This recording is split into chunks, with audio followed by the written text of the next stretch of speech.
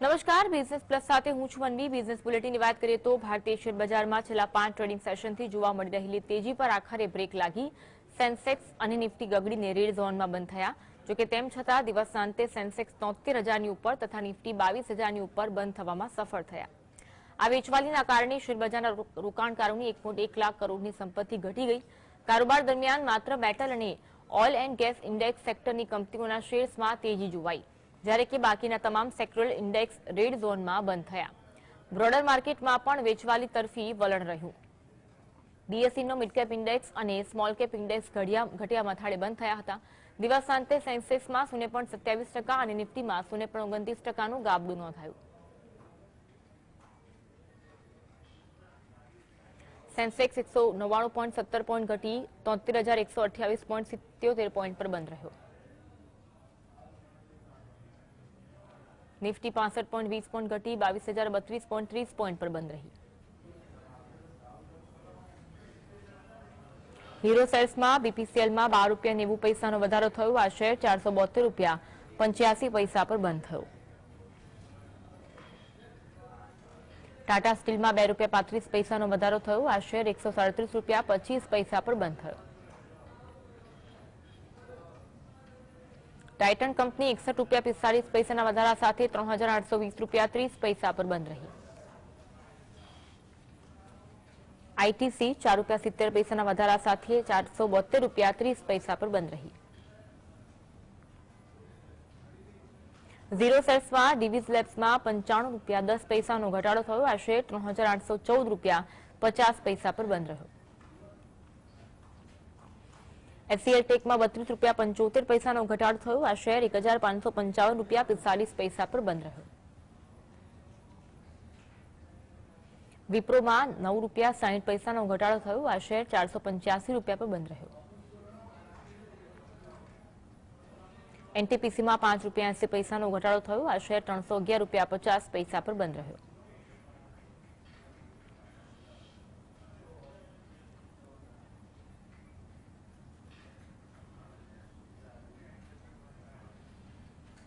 તો માર્કેટના કારોબાર અંગે ચર્ચા કરવા આપણી સાથે જોડાયા છે દિનવરસા, આપણે સાથે માર્કેટ એક્સપર્ટ જોડાયા છે પૂજાબેન।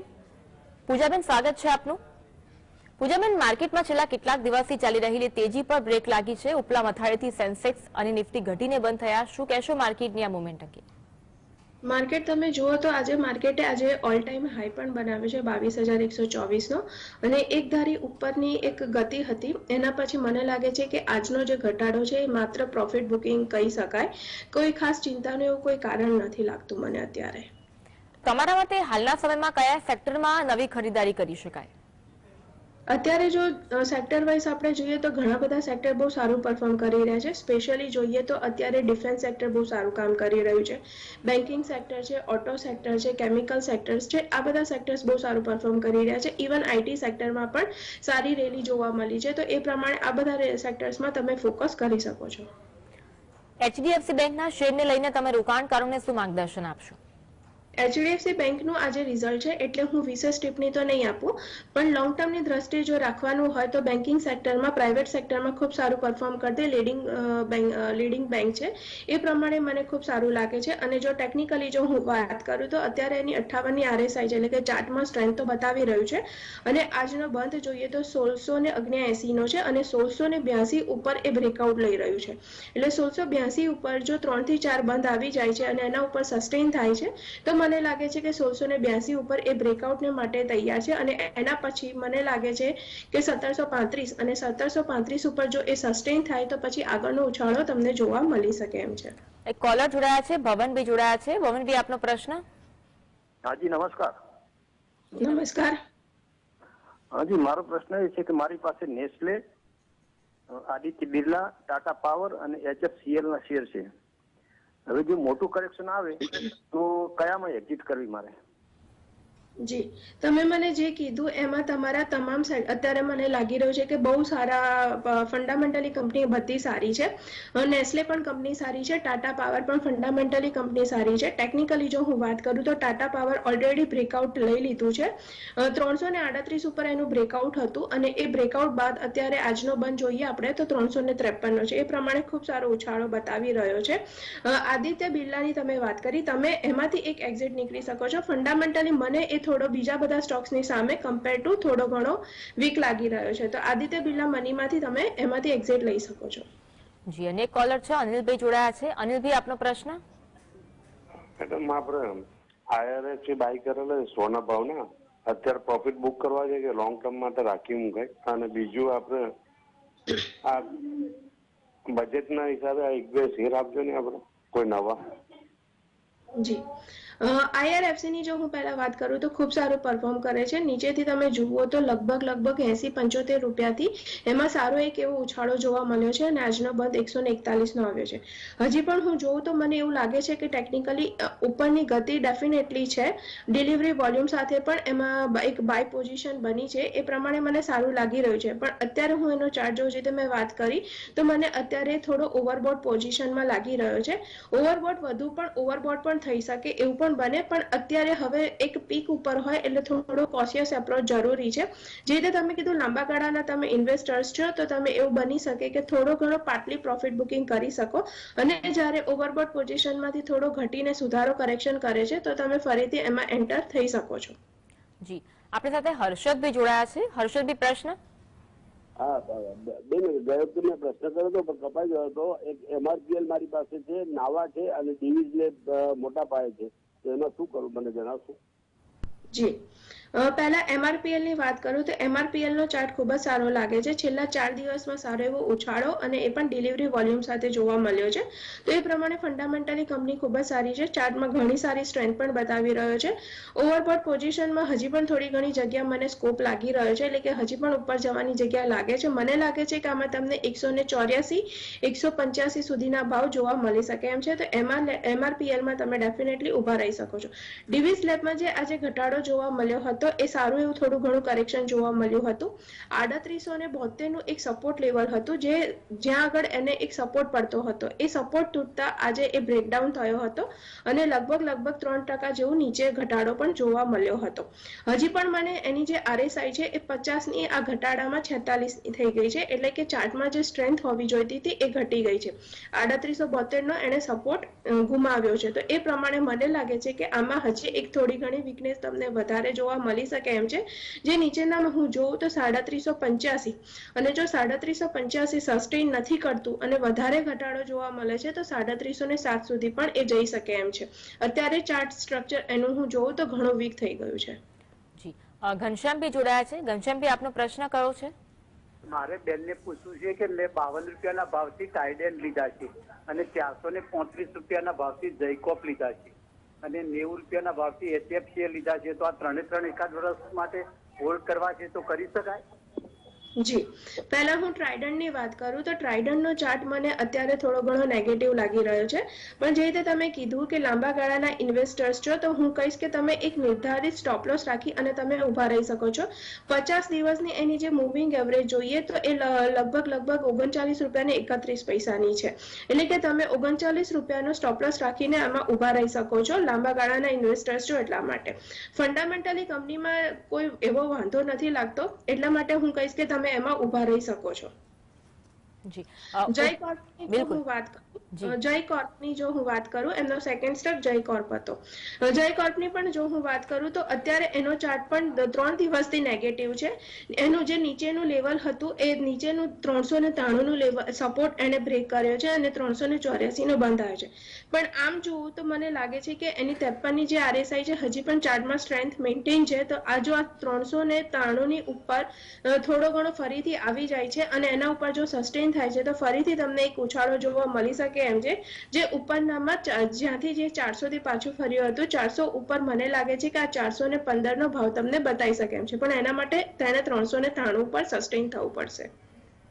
જી, ઉત્પલભાઈ જોડાયા છે આપણી સાથે. ઉત્પલભાઈ, આપનો પ્રશ્ન કયો છે? મારે IPO માં 3 શેર વિશે પૂછવું છે. મારી પાસે જે લાગેલા આઈપીઓ ના શેર છે એમાં ઈરડા લાગ્યા હતા, પછી ESAF સ્મોલ ફાઇનાન્સ બેંક અને ગાંધાર ઓઇલ લાગેલા હતા, જેમાંથી 50% ઉપરના શેર મેં વેચી નાખ્યા છે. બાકીના 50% હોલ્ડ કરું છું અત્યારે. તો લાંબા ગાળા સુધી હોલ્ડ કરી શકું એમ છું. તો IRDA, ESAF small finance bank અને ગાંધાર ઓઇલ આ પૈકીના કયા લોંગ ટાઈમ હોલ્ડ કરવા જોઈએ અને કયામાંથી એક્ઝિટ લઈ લેવું જોઈએ? આમાંથી મને લાગે છે કે તમારે ખાલી ઈરડાને હોલ્ડ કરવા જોઈએ, બાકીના બંનેને તમારે એમાં એક્ઝિટ થઈ જવું જોઈએ એવું હું પર્સનલી માનું છું. કારણ કે બીજા બેમાં મને ફંડામેન્ટલ થોડી ઘણી વીકનેસ લાગી રહી છે, પણ ઈરડાનું ફંડામેન્ટલ સ્ટ્રક્ચર ખૂબ સારું છે અને ટેકનિકલી પણ એનામાં જે રીતનું એનું લિસ્ટિંગ થયું છે એ પ્રમાણે અત્યારે એનું બ્રેકઆઉટ પણ હું જોઉં તો બ્રેકઆઉટ એનું આવે છે 113 ઉપર. આજનો બંધ છે એનો 119, 113 ઉપર એને 2 બંધ આપ્યા છે. હજી 3 થી 4 બંધ જો એના 113 ઉપર આવે છે તો કમ્પ્લીટ 113 ઉપર એ સસ્ટેન થયો કહેવાય અને પછી એમાં તમે એક ઉછાળો જોઈ શકો છો જે મને લાગે છે કે લાંબા ગાળે 145 સુધીનો હોઈ શકે છે. તો તમે ઈરડાને હોલ્ડ કરો. બાકીના જે તમે બે આઈપીઓ સ્ટોક્સ કીધા એમાંથી મને લાગે છે કે તમારે એક્ઝિટ થઈ જવું જોઈએ. જી, આનંદ બી જોડાયા છે. આનંદ બી આપનો પ્રશ્ન. હા મેડમ, આપણે TFCI tourism finance corporation India અને હિન્દુસ્તાન ઝિંક TFC માં આ લેવલ પર એન્ટ્રી કરાય અને હિન્દુસ્તાન ઝિંક કેટલા ટાઈમથી 2 વર્ષથી લાખી પડ્યા છે, કઈ હાલતું નથી, શું કરીએ? TFC માં આ લેવલ એન્ટ્રી કરાય અને હિન્દુસ્તાન ઝિંકમાં શું કરવાનું? જી ના, મને PFCI તમારે એક ટુરિઝમ સેક્ટર છે એટલે હું એવું કહીશ કે 3-4 મહિના જ્યાં અત્યારે ટુરિઝમ થીમ એક ચાલી રહી છે તો તમે એને શોર્ટ ટર્મ ટુ મિડ ટર્મમાં તમે હોલ્ડ કરી શકો છો, પણ લાંબા ગાળે એમાં રાખવાની મારી સલાહ નથી. હિન્દુસ્તાન ઝિંકને તમે ડેફિનેટલી લોંગ ટર્મ રાખી શકો છો. કન્ટિન્યુઅસ ડિવિડન્ડ પેઇંગ કંપની છે, મેટલ સેક્ટરમાં અત્યારે સારું પરફોર્મ પણ કરી રહી છે અને એક એનો જે બેઝ બનવો જોઈતો હતો એ લગભગ 290 થી તે લઈને 320 સુધીમાં એ બેઝ બની ગયો છે. અત્યારે પણ આજનો બંધ તમે જુઓ તો 320 નો છે. એ બેઝના એક અપર રેન્જની તમે જે વાત કરીએ તો એ અપર રેન્જમાં એ કામ કરી રહ્યો છે, પણ એનું જે એક બ્રેકઆઉટ બનવું જોઈએ એ પણ 320 ઉપર જ બને છે. એટલે કે 320 ઉપર જો 3 થી 4 બંધ આવી જાય છે અને એના ઉપર સસ્ટેન થાય છે તો મને લાગે છે કે આમાં તમને એક બ્રેકઆઉટ જોવા મળી શકે એમ છે અને એ બ્રેકઆઉટ પછી મને લાગે છે કે ઉપરનામાં તમને 333 ઉપર જો સસ્ટેન થાય તો બીજા 30 રૂપિયાનો ઉછાળો તમને પછી જોવા મળી શકે એમ છે. તો હિન્દુસ્તાન ઝિંકને તમે ડેફિનેટલી હોલ્ડ કરી શકો છો. જી, સુરેશભાઈ જોડાયા છે. સુરેશભાઈ આપનો પ્રશ્ન. પૂજાબેન, મારી પાસે જ્યોતિ CNC ના શેર લાગેલો, આઈપીઓ લાગેલો છે, તો એને લોંગ ટાઈમ રાખવું કે વેચી નાખવું? બીજું બેંક ઓફ મહારાષ્ટ્ર અશોક લેલેન્ડમાં નવી ખરીદી કરવી છે, આ ભાવે ખરીદી કરાય? તમારો પહેલો જે સ્ટોક હતો મને ફરીથી એકવાર કહેશો? તમારો પ્રથમ શેર જણાવશો. હેલો, જ્યોતિ CNC ની વાત કરી રહ્યા છે. જી, જ્યોતિ CAC અને મહારાષ્ટ્ર બેંક બે વિશે એમણે પૂછ્યું છે. પહેલા હું મહારાષ્ટ્ર બેંક વિશે તમને કહી દઉં તો 50 રૂપિયાનો આજનો બંધ છે એ પ્રમાણે અને ટેકનિકલી હું જોઉં તો અત્યારે એની RSI 67 ની છે, એટલે કે ચાર્ટમાં સ્ટ્રેન્થ ખૂબ સારું બતાવી રહ્યું છે અને એનું એક જે બ્રેકઆઉટ પડવું જોઈતું હતું એ ઓલરેડી એને બ્રેકઆઉટ લઈ લીધું છે. 47 રૂપિયા અને 37 પૈસા ઉપર એનું બ્રેકઆઉટ પડતો હતો. એના પછી આપણે એક સારો એવો ઉછાળો પણ ઓલરેડી જોઈ ચૂક્યા છે. આજનો હાઈ એનો 52 રૂપિયા અને 25 પૈસાનો છે. હજી પણ મને લાગે છે કે આ બ્રેકઆઉટ ક્લિયરલી થઈ ગયું છે અને ઉપરનામાં તમને બીજા 10 થી 12 રૂપિયાનો એક બ્રેક ઉપરનો મને ઉછાળો જોવા મળે એવું લાગી રહ્યું છે.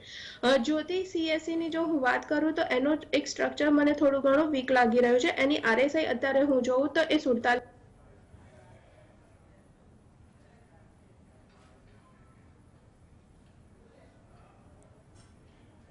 તો થોડી વારમાં માર્કેટ એક્સપર્ટ પૂજાબેન જોડાશે. હીરો શેર્સની વાત કરી લઈએ. હીરો શેરમાં ટાઇટન કંપની 3820.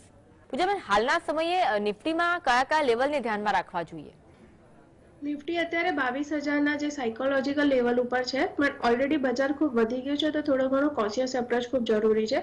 એટલે એ રીતે હું કહું તો 22,000નું લેવલની જો નીચે થોડું ઘણું પણ ઉપર પીક ઉપર છે એટલે થોડું ઘણું જો પ્રોફિટ બુકિંગ પણ જોવા મળે છે તો પછી એના નીચેનો એક નેક્સ્ટ સપોર્ટ જોઈએ તો એ 21,834 નો છે, જ્યાં આગળ 22,000ની ઉપર જતા પહેલા સારું એવું કોન્સોલિડેટ થયું હતું. તો એ 21,834 નો સારો એવો સપોર્ટ છે. એ જો બ્રેક થાય તો પછી થોડું ઘણું કરેક્શન જોવા મળી શકે એમ છે, પણ મને અત્યારે લાગે છે કે એ એક મજબૂત સપોર્ટ તરીકે કામ કરી શકે છે અને એ રીતે હું જો ઉપર જોઉં તો ઉપરનામાં અત્યારે મને લાગે છે કે 22,300 એક રેઝિસ્ટન્સ તરીકે કામ કરી શકે એમ છે. જી, કોલર જોડાયા છે. વિશાલ બી જોડાયા છે. વિશાલ બી આપનો પ્રશ્ન. મારે મેડમ અશોક લેલેન્ડ અને બેંક ઓફ મહારાષ્ટ્ર ખરીદવા છે, તો આ ભાવે એન્ટ્રી કરી શકાય કે ઘટાડે રાહ જોવી જોઈએ મારે? જી, હમણાં જ હું આનો ઉત્તર આપી ચૂકી છું, છતાં ફરીથી કહી દઉં. બેંક ઓફ મહારાષ્ટ્રની જો હું વાત કરું તો બેંક ઓફ મહારાષ્ટ્ર એની 67ની RSI છે, એટલે કે ચાર્ટમાં સારી એવી સ્ટ્રેન્થ બતાવી રહ્યું છે અને ઓલરેડી એનું જે 47 રૂપિયા અને 37 પૈસા ઉપર બ્રેકઆઉટ આવતું હતું, એ બ્રેકઆઉટ પછી ઓલરેડી એ સારો એવો ઉછાળો બતાવી ચૂક્યો છે. આજે 52 રૂપિયા અને 25 પૈસાનો હાઈ પણ કર્યો છે. એ પ્રમાણે મને પોઝિટિવ લાગી રહ્યું છે. ઉપરનામાં મને હજી પણ 10 થી 12 રૂપિયાનો ઉછાળો લાગી રહ્યો છે. જી, કોલર જોડાયા છે, કિરીટભાઈ જોડાયા છે. કિરીટભાઈ, આપનો પ્રશ્ન જણાવશો? હા, મારે મેડમ લોંગ ટાઈમ માટે ટાટા સ્ટીલ સારું કે ટાટા પાવર સારો? ટાટા સ્ટીલ વધારે સારો. ટાટા પાવરની કમ્પેરમાં હું જો કરું લોંગ ટર્મની દ્રષ્ટિએ જોતી હોઉં તો ફંડામેન્ટલી કંપની સારી છે અને મેટલ સેક્ટરમાં અત્યારે ટાટા સ્ટીલ લીડિંગ પ્લેયર છે, તો એ પ્રમાણે મને સારું લાગે છે. પાવર સેક્ટર કરતાં મેટલ સેક્ટરનું મને પરફોર્મન્સ અત્યારે સારું લાગી રહ્યું છે, એટલા માટે કહીશ કે ટાટા સ્ટીલ વધારે સારો લોંગ ટર્મની દ્રષ્ટિએ.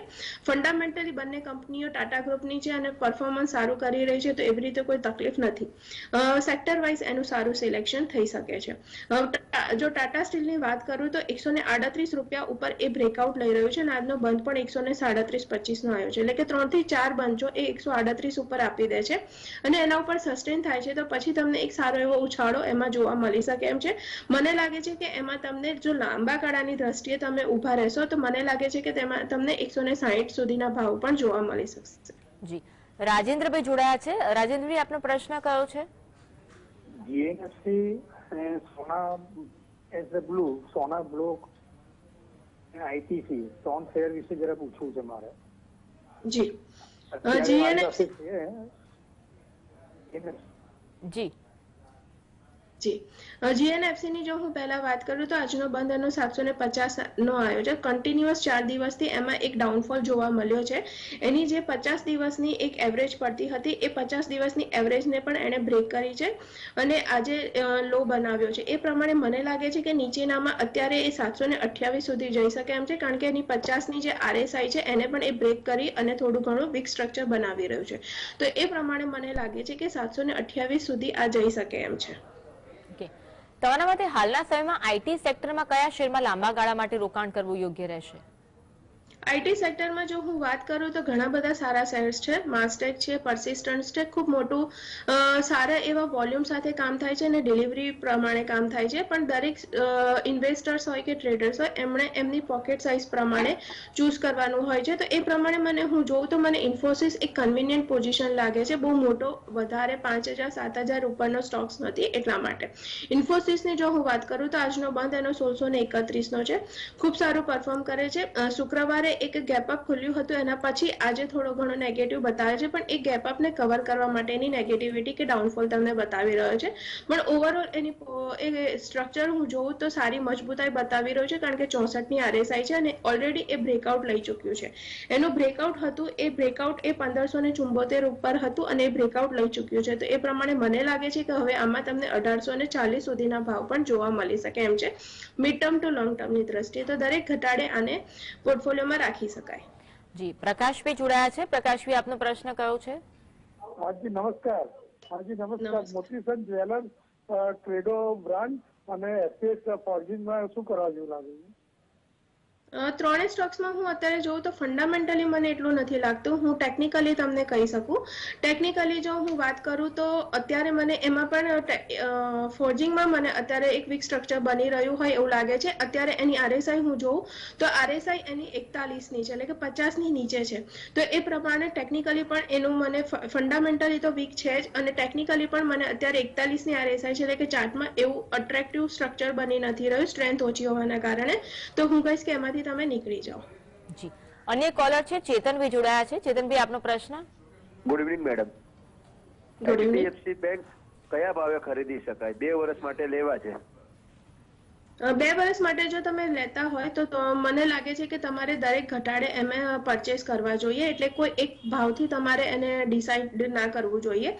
આજે એનું રિઝલ્ટ પણ છે, એ રિઝલ્ટ ઉપર થોડુંક વ્યૂ કરી અને પછી જોવું જોઈએ. રિઝલ્ટના દિવસે એવું પણ બને કે થોડી ઘણી વધઘટ વધારે તમને જોવા મળે, તો 2 દિવસ તમે થોડુંક જો લાંબા ગાળાની દ્રષ્ટિએ જે રીતે તમે વાત કરી રહ્યા છો તો 2 દિવસમાં તમને જો ઘટાડો જોવા મળે છે તો ડેફિનેટલી તમારે એ ઓપોર્ચ્યુનિટીનો લાભ લેવો જોઈએ. પણ જો ઉછાળો જોવા મળે છે તો તમારે 2 દિવસ થોડુંક શાંતિથી વેઇટ કરવું જોઈએ અને પછી તમારે એન્ટ્રી લેવી જોઈએ. પણ જ્યારે લાંબા ગાળાની દ્રષ્ટિએ લેતા હોય તો થોડા ટુકડે કરી અને એને એવરેજ બિલ્ડઅપ કરવી જોઈએ, તો એ પ્રમાણે મને સારું લાગે છે. તો હું કહીશ કે લાંબા ગાળાની દ્રષ્ટિએ આમાં તમને 1800 ઉપરનો ભાવ મને લાગી રહ્યો છે. જી, જ્યોતિ સીએનસી નું લિસ્ટિંગ થયું છે, આ શેરમાં રોકાણકારો શું રીતિ અપનાવે? જ્યોતિ સીએનસી ની જો હું વાત કરું તો અત્યારે મને એનું જે રીતે મેં પહેલા પણ વાત કરી કે આજે એનું લિસ્ટિંગ હમણાં જ થયું છે. ફંડામેન્ટલી મને કંપનીમાં એટલું કન્વિનિયન્ટ નથી લાગતું, પણ જે રીતે લિસ્ટિંગ એનું થયું છે એ પ્રમાણે મને થોડું ઘણું પોઝિટિવ લાગી રહ્યું છે. તો હું કહીશ કે એને તમારે હોલ્ડ રાખવો જોઈએ. જી, ઘનશ્યામભાઈ જોડાયા છે. ઘનશ્યામભાઈ, આપનો પ્રશ્ન જણાવશો. મારે બેનને પૂછવું છે કે મેં 125 રૂપિયાના ભાવથી એપોલો માઇક્રો લીધા છે અને 64 રૂપિયાના ભાવથી RS સોફ્ટવેર લીધા છે, તો આ બંને એકાદ વર્ષ રાખવા છે તો હોલ્ડ કરી શકાય? જી, એપોલો માઇક્રોની જો હું પહેલા વાત કરું તો એપોલો માઇક્રોનો ચાર્ટ મને ખૂબ પોઝિટિવ લાગી રહ્યો છે. એને જ 122 નો આજે બંધ આવ્યો છે. પોઝિટિવ એટલા માટે છે કે જે એક કોન્સોલિડેશન જે થઈ રહ્યું હતું એની જે એક અપર રેન્જ હતી 121 રૂપિયા ને 30 ઉપર, એનું એક અપર રેન્જ અથડાતી હતી, ત્યાંથી એ ઉપર આવ્યો છે અને આજનો બંધ 122.95 નો બનાવ્યો છે. પ્લસ એની RSI પણ 50 ની ઉપર 51 ની થઈ છે. એ પ્રમાણે પણ એમાં ધીમે ધીમે હવે ચાર્ટમાં સ્ટ્રેન્થ પકડાઈ રહી છે, એટલે હજી પણ કોન્સોલિડેશન ફેઝમાં જ છે, પણ એની RSI પોઝિટિવ થઈ રહી છે, સ્ટ્રેન્થ બનાવી રહી છે. એ પ્રમાણે મને એપોલો માઇક્રો સારો લાગી રહ્યો છે. તો એ પ્રમાણે હું કહીશ કે આને તમે થોડોક ટાઈમ હોલ્ડ કરો. ઉપરનામાં મને લાગે છે કે તમને આમાં 127 અને જો 127 ઉપર સસ્ટેન થાય તો પછી બીજા 5 થી 7 રૂપિયાનો ઉછાળો તમે એક્સપેક્ટ કરી શકો છો. જી, અમૃતભાઈ જોડાયા છે. અમૃતભાઈ, આપનો પ્રશ્ન. મારો પ્રશ્ન છે કે મેં ISCS લેવા છે તો કયા ભાવે લઈ શકાય? આઈ થિંક કે આઈસીઆઈસીઆઈ બેંકની વાત કરી રહ્યા છે. ICS કરીને કોઈ સ્ટોક નથી. જો એ આઈસીઆઈસીઆઈ બેંકની વાત કરી રહ્યા હોય તો આઈસીઆઈસીઆઈ બેંક તો ડેફિનેટલી પ્રાઇવેટ સેક્ટરમાં ખૂબ સારું પરફોર્મ કરી રહી છે. જે HDFC બેંક છે, એક્સિસ બેંક છે, આઈસીઆઈસીઆઈ બેંક છે, આ લીડિંગ પ્રાઇવેટ સેક્ટરમાં લીડિંગ બેંક તરીકે તમે એને કાઉન્ટ કરી શકો છો. એનું બ્રેકઆઉટ પણ આવ્યું છે. બ્રેકઆઉટ એનું ઉપર આવે છે 1005 ઉપર અને આજનો બંધ છે 1009. 1005 ઉપર એ ઓલરેડી 3 દિવસ પોઝિટિવ આવ્યો છે. એ પ્રમાણે મને લાગે છે કે આ બ્રેકઆઉટ લઈ લેશે. હજી 1-2 દિવસ રાહ જોવાની મને જરૂર લાગે છે. તેમ છતાં પણ જો હું જોઉં તો જો 1005 ઉપર જો એ સસ્ટેન થઈ જાય છે તો પછી એના પછી એક બ્રેકઆઉટ તમે એક્સપેક્ટ કરી શકો છો. અને એ બ્રેકઆઉટ મને લાગે છે કે ઉપરનામાં હું જોઉં તો મને લાગે છે કે 1237 સુધી જશે. ઓકે, પૂજાબેન, આવતીકાલનું માર્કેટ કેવું રહેશે? કરેક્શન આવશે કે તેજીમાં આગળ વધશે? શું કહેશો આવતીકાલના માર્કેટ વિશે?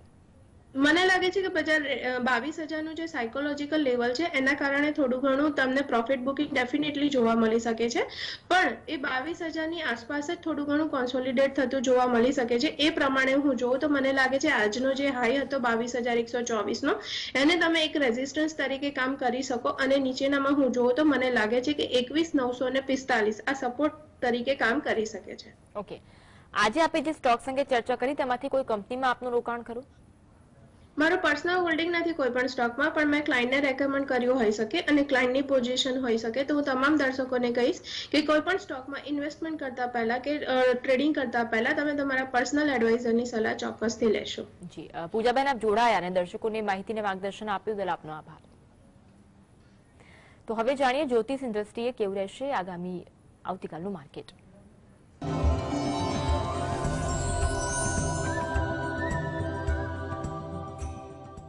બુધવાર તારીખ 17/1/2024 રેવતી નક્ષત્ર અને મીન રાશિ છે. બજારનો ઉદિત લગ્ન, ગ્રહ, નક્ષત્ર, યોગ, હોરા વગેરે જેવી બાબતોને આધારે જ્યોતિષ ગણતરી કરીએ તો બજારની સંભાવના મંદી તરફી એટલે કે ડાઉન ટ્રેન્ડ વધુ દેખાઈ રહ્યો છે. બજાર સમય બપોરે 12 થી 1 દરમિયાન બજાર થોડુંક વધુ નકારાત્મક બને કે વોલ્યુમ અચાનક ઘટી જાય તેવી કંઈ પણ પ્રકારની છેતરપિંડીની ચાલ આ સમયગાળા દરમિયાન સંભવિત બને છે. Bank, finance, IT, computer, pharma જેવા સેક્ટર વધુ પ્રભાવિત થાય, મૂવમેન્ટ વધુ દેખાય તેવું બની શકે છે. અને એમાં પણ સાંજે ગોલ્ડ અને સિલ્વર વધુ પ્રભાવિત થાય. 6 થી 7 દરમિયાન અચાનક મૂવમેન્ટમાં મોટી વધઘટ થાય, પછી 7 થી 8 દરમિયાન બજારમાં થોડોક સુધારો થતો જોવા મળે કે પોઝિટિવ તરફ બજાર થોડું ટકતું જોવા મળે તેવી પણ કોઈ ડબલ ચાલ જોવા મળે તેવું લાગી રહ્યું છે. એગ્રો કોમોડિટીમાં જોવા જઈએ તો મેન્થા, મગ, એલચી, દાણા, જીરા જેવી વસ્તુઓ વધુ પ્રભાવિત છે. એમાં પણ જોવા જઈએ તો બજારનો સમય બપોરે 2 થી 3 દરમિયાન બજાર થોડુંક સુસ્ત બની અને ટ્રેન્ડ બદલાતા જોવા મળે તેવી પણ ધારણા લાગી